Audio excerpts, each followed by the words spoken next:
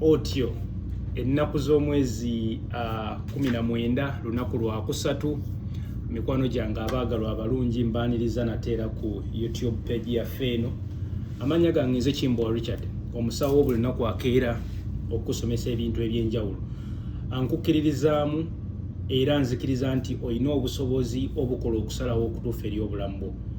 N'amakya ag'olwaleero nziza okwongera ku programu yaffe oba ku seri yaffe My Pregnancy Journey from Conception to Delivery, olugendo lwange olw'olubuto okuva mu kufuna olubuto paka mu kuluzaala. Nzikiriza nti buli lunaku lwenkeera wano ne tuyiga oba ne tusoma twongera okwebangula sound scan ate era nakuguka mu kye tuyita public health, okusomesa abantu ab'enjawulo ku ndwadde ez'enjawulo, engeri gye tuyinza okuzeewala ssaako n'engeri gye tuyinza okwempawalingamu emibiri gyaffe oba okupreparingamu emibiri gyaffe okulaba nga tetufuna kulumbibwa ndwadde zino oba tezirwala. Seri yaffe eno yatandika ku lunaku lwa Monday we twayiga ku pre-conception health care. Olunaku lwajjo olwokubiri twayize ku emotional readiness. Olunaku olwokusatu tugenda yiga otegeera otya o signs that may show that you're ready for pregnancy. Otegeera otya nti kati ndi mweteefuteefu ofuna olubuto. Bubonero ki, bintu ki by'olina okutunira okulaba n'oddamu nti kati I'm ready for pregnancy. But if you're here and you didn't watch yesterday's video, I kindly ask you to pause here and go back and watch yesterday's video, because since there's a series, if you don't understand or if you missed yesterday, it may be hard for you to understand what we are going to talk about today. Bw'oba wamisinze ebyajjo kiyinza okubeera kizibu okutegeera bye tugenda okusomesa olunaku olwaleero. So nkusaba opozingire wano ogenda olaba videos ajjo ate okomewo tube nga tugenda mu maaso n'okuyiga n'okwongera okwebangula.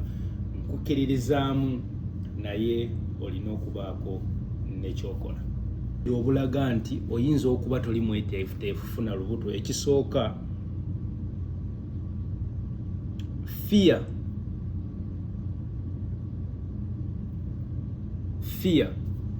or you're afraid to become pregnant or parenthood. Okyalinamu okutya okufuna olubuto oba okufuuka omuzadde. Akabonero kakulu nnyo akalaga nti oyinza okuba toli ready kufuna lubuto. Ekyokubiri, frequent unresolved conflict with your husband or your partner. You're having a lot of issues that are unresolved between you and your husband or as a couple. Because you're going to have another person, we don't always recommend if you're having unresolved conflict. Some ladies have a mentality, or they lie to themselves, that when I get pregnant for him, then the baby is going to solve all the existing problem. Ensonga ey'okubiri eyinza oba akabonero ak'okubiri okulaga nti temuli ready for pregnancy kwe kubanga mulina ensonga ezibayomba nnyingi ze mutannasolovinga. Mulina ebitakwatagana bingi wakati w'omwami n'omukyala. Abakyala abasinga balina endowooza egamba nti bw'onoozaala omwana olwo ebizibu byonna nga biggwawo. Abakyala bangi bempulira bagamba kamuzaalire omwana mwetege. Okwetega omwana tekugenda kumalawo butakolagana wammwe oba bizibu biriwo wakati wo n'omwami wo. So kyandibadde kyunye tugonjola ebizibu bino in time nga tetunnafuna lubuto. Akabonero akookusatu, or the third point that may show you're not ready for pregnancy, is unmanaged stress or anxiety that may impact daily life. In other words, you have a lot of unmanaged stress and anxiety even before you get pregnant. Now, because we know and we've learned in our previous lessons in the past 2 days that pregnancy normally comes with some stress of its own and anxiety, if there is any unmanaged stress before you even become pregnant, the chances are that the situation is going to escalate.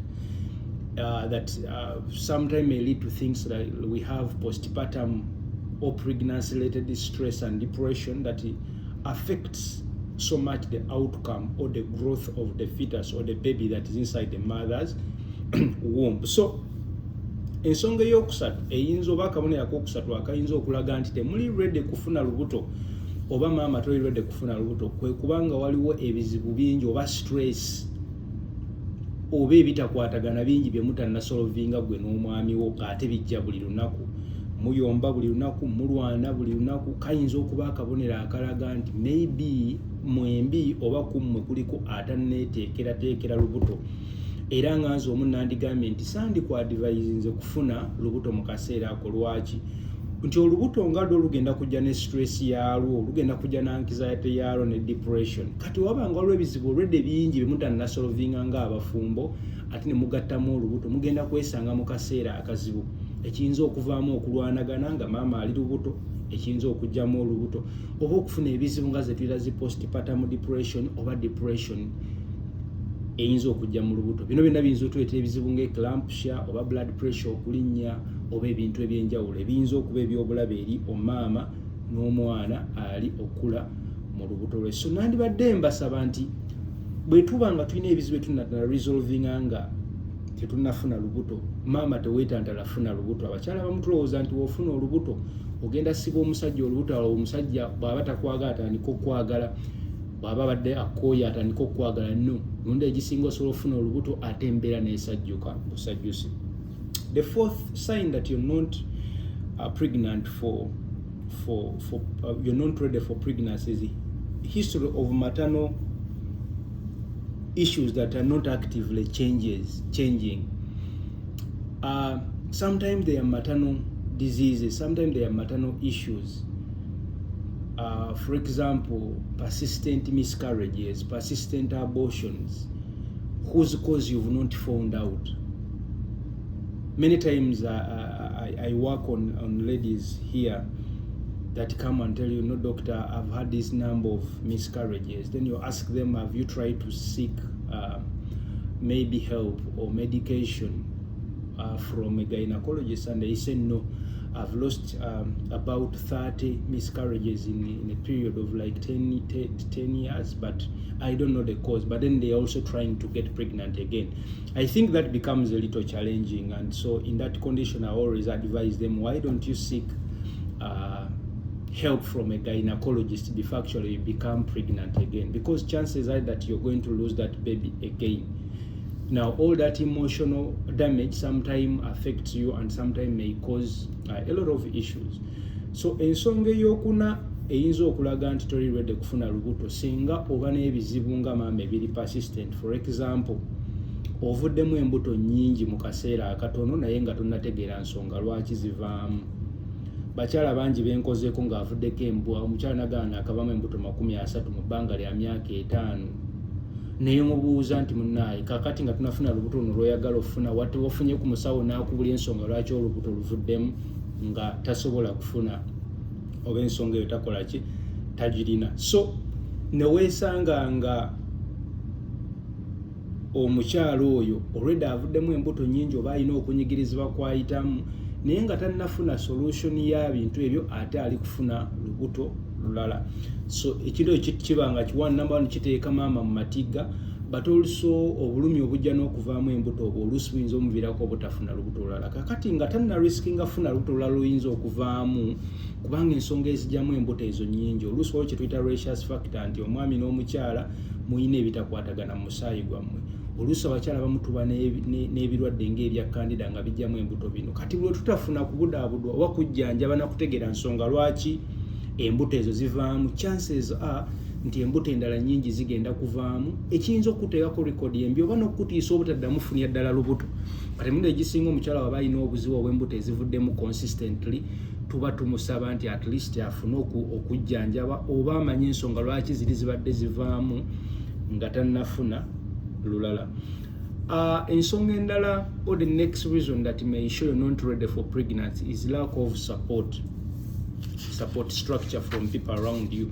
Buli wobeeraawo nga tolina support structure oba nga tolina bantu boogenda beera nabo ng'oli lubuto, fenno tuba tugamba nti toli ready kubeera lubuto. Nkusomeseza olunaku olwajjo bannakusomeseza ne gamba ebintu ebyenjawulo lwaki omukyala yeetaaga okubeera ne support system oba abantu ab'enjawulo ababeera naye ng'afunye olubuto. Kino kikulu oba kiba kimuyamba okulaba nga afuna okubudaabudibwa oba okuyambibwa singa afunye olubuto luno. Olubuto si kintu kyangu nnyo ate si kintu kizibu, so it is a matter of preparing for it. Kati ezo zibadde, those were the reasons that you may look at okulaba oba okutegeera oba oli lubuto oba toli. Kaka tugenda kulaba how do you prepare yourself, weetegeka otya okulaba nga ova mu mbeera eri ey'okubeera nti siri bintu ki by'osobola okukola singa weevaluatinga n'ogamba nti okay, nva kwekyekinga okusinza ku musawo Kimbowa byasomeseza. Weeteekateeka etya okulaba nga oli lubuto? Weeteekateeka etya okulaba nga oli lubuto? Ekisooka, educate yourself. Weeyigirize ku bintu ebyenjawulo. How do you prepare yourself to make sure you're ready for pregnancy? Number one, educate yourself. Educate yourself on pregnancy, on childbirth, and then parenting. We can get this education through reading books, watching live videos like this one, but also through consultation of other people that have experience in that area. Weetegeka otya? Ensonga esooka ey'okwetegeka education, weesomese ku bintu ebikwatagana ku lubuto. Omukyala w'olubuto ayisibwa atya? Mukyala w'olubuto lumuluma lutya? Otegeka otya nti oli lubuto? Ekyokubiri, weeteeketeeke ku childbirth. Bazaala batya? Omwana bamusindika, abamu babalongoosa. Ki ekireetera omukyala okulongoosebwa? Information tuyinza kugijjawa, tukigijja mu bitabo nga tusomye ebitabo bingi ebiwandiikiddwa ku bintu ebyo mu nnimi ez'enjawulo, nga tutuuliza ku radio oba ku bifo ebirala wa information, ate oluso nga tulaba video ng'eno okwongera okubangulwa. Ensonga lwaki nze ne bannange olunaku tuvaayo okulaba nga tupublishing oba tufulumya video ez'enjawulo okulaba nga twongera okubangulwa mu ngeri y'emu.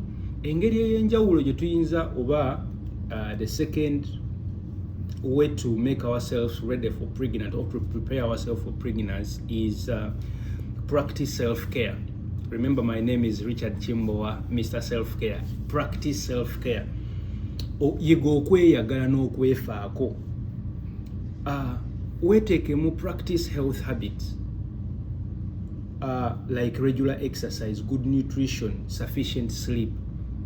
Practice acts that show you love yourself. Learn how to care for yourself. Have enough sleep. Sleep at least for 8 hours if you can. Some people will sleep for less time because you're on your phones. You're watching irrelevant videos. You're watching Olugambo. Eat well. Use some of the money to feed yourself well. Have a good nutrition. Have a balanced diet. Do regular exercise. I told you spend at least 35 minutes every day on the exercise. You won't believe the effect it's going to have after a month or after 1 year. So engeri ey'okubiri bamaama oba abakyala ab'enjawulo gye muyinza okutegekamu oba okwetegekeramu embuto kwe ku practicing omuzungu kyayita self-care. Self-care kitegeeza okweraga omukwano gwe nga ggwe. Lya bulungi, nywa bulungi, nywa amazzi agamala. Kola dduyiro oba exercise buli lunaku at least eddakiika 35. Weebaka ekiseera ekimala. Abantu abasinga bamaama temwebaka bbanga limala olw'okubanga muli ku masimu muwuliriza olugambo ne programu ez'enjawulo. Ate oluusi temulaba bintu by'amakulu nga bino. So buli otuneebaka ekimala omubiri gugenda wummula ekimala, cells ezoonoonese oba damaged cells ze repairing oba zejjanjabe, okere ng'olina amaanyi malungi okusobola ositula olubuto lwo planning okukola oba omubiri gwe guzza mu mbeera egenda okulaba ng'omubiri gwe gubeera mu mbeera ennungi. Engeri ey'okusatu gye tuyinza okutegekamu emibiri gyaffe okulaba nga tuli lubuto kwe kulaba nga tusiikinga professional help oba okufuna okubudaabudibwa okuva mu bakugu oba mu basawo baffe ab'enjawulo. The fourth or the third way to prepare your body for pregnancy is seeking professional help. This professional help can be got from therapists, behavioral therapists, counselors, oba abantu abenjawulo abalina obukugu mu kutubudaabuda. Each time you feel you're not ready for pregnancy, but you want to become pregnant or you want to have a baby, go and consult from experts. They are behavioral experts like Mr. Chamagero Andrew. They are gynecologists, different gynecologists depending on your location and locality. And then there are also counselors that are able to talk to you and help you overcome the challenges that you may be experiencing or the challenges that may be making you feel you're not ready for pregnancy. Ensonga ey'okutaano gye tuyinza okulaba nga twetegekera okulaba nga twetegekera embuto zino oba tutegeka emibiri gyaffe okulaba nga tuli lumbuto is build a strong relationship with your partner. Communicate openly, freely, discuss your expectation for pregnancy and parenthood. So that is the fourth way. The fourth way to make sure we prepare ourselves and bodies for pregnancy is by building a strong relationship with our partners. Make sure you have that open communication with your husband. Make sure you have open communication with your friends, with the people that are closest to you. Make sure you build a good relationship with them. Make sure they understand that you're going to get pregnant. Make sure you express your fears. Make sure you express your anxieties, your expectations. Buli we muna discussing n'omwagala oba n'omwami we ebintu bino mwogere ku bintu ebyenjawulo tugenda tuma mannya ki bwe tufuna omwana omulenzi kiki. Make sure you have that open conversation. Mube n'okunyumira oba n'emboozi mube nga mwenna muli ku peegi emu nti mwenna mwesunga olubuto luno oba ofuna omwana. Kigenda kukuyamba okupreparinga ebirowoozo byo omubiri gwo okubeera ng'oli ready okufuna olubuto. Ekisemberayo ddala engeri ey'okutaano gye tuyinza okwetegekeramu oba okutegekamu emibiri gyaffe oba okwetegekamu okulaba nga tuli lubuto gye tuyita okonektinga n'abantu abalala abayita mu mbeera gy'osuubira okuyitamu oba gy'oli okuyitamu. Social support. Bw'oba planning okufuna olubuto tandika okwebuuza ku kyalo kyo oba kwoli kuliko abakyala abalala abalya olubuto babiri oba basatu b'oyinza okwebuuzaako nga wakafuna olubuto. Osobola okunonamu mikwano gyo oba b'osobola opening up oba we bakuŋŋaanira. Ennaku zino ku malwaliro ga gavumenti balina kye bayita antenatal day, era ku antenatal day kuliko kye bayita pregnancy clinic or pregnancy classes, nti abakyala ab'embuto bamiitinga mu kifo ekyo ne banyumya ku mbuto ne benyumiza ebintu ebyenjawulo. Munnaye oluto lwampisiza bwe ruti, olwange lwampedde appetite, nafunye kuno okusoomoozebwa, nfunye bino ebizibu ebyenjawulo. Buli abakyala bwe banaakubulira ebintu ebyenjawulo obwongo bwo bugenda kukkakkana. Ogambe ekitegeeza bw'onaafuna buno obulumi tebugenda bbeerawo paka. Ogambe bwe naafuna kino bakitegeeza kino bw'oluto obubonero bw'olubuto lwe luno. Each time you prepare well, each time you consult from those experienced women or already pregnant mothers about pregnancy, it prepares your brain, it prepares you mentally, psychologically. You know what you're going to experience, you know the challenges that you may face, and then you plan ahead for them. You're going to feel more relaxed, you're going to feel more comfortable, and eventually you're going to feel you're now ready to become pregnant. I want to thank you for listening, and I want to thank you for tuning in every single day of your life to make sure we go through these. These are things that if we all learn, we are going to improve pregnancy outcomes. We are going to make our bodies ready for pregnancy. We are going to help our family spend less on these pregnancies. We are going to produce healthy, bouncing babies because we've prepared well. A white man says, failing to plan is planning to fail. Each time you don't plan well for these pregnancies, you're indirectly planning to have a poor outcome or to have problems. Put your question in the comment section. Let me know what you feel about today's topic, and let me know if there are things you need me to elaborate more. I'm only doing my part of teaching. Your part is listening and acting accordingly. I believe in you, and I believe we can totally change the negative stories, the negative scenarios we've had mothers go through while they are pregnant. I believe in you, but then I believe you have a part to play. A part to play may be listening and acting.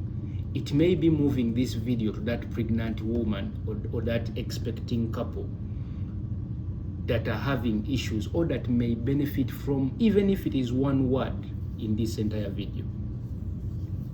Nkwebaza okumpuliriza, nkukkiririzaamu era nzikiriza nti olina obuvunaanyizibwa obwange bwakkeera kusomesa na kwogera obuba ogwalaba vidiyo eno paka budde buno bwakutambuza vidiyo eno etuuke ku bantu abo.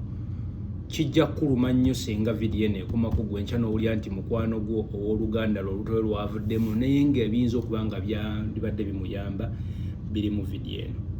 Neebaza bapatina bange ab'enjawulo, Cham International School Muyenga, Guardian Angel Junior School, and then Momo's Closet e Machindye abadiringa mu ngoye z'abaami. Tusinkana olundi olw'enkya. Mukama Katonda abankuumire, mbaagaliza olunaku olujjudde emikisa n'emirembe ku lwa Katonda n'ensi yange. May God bless you.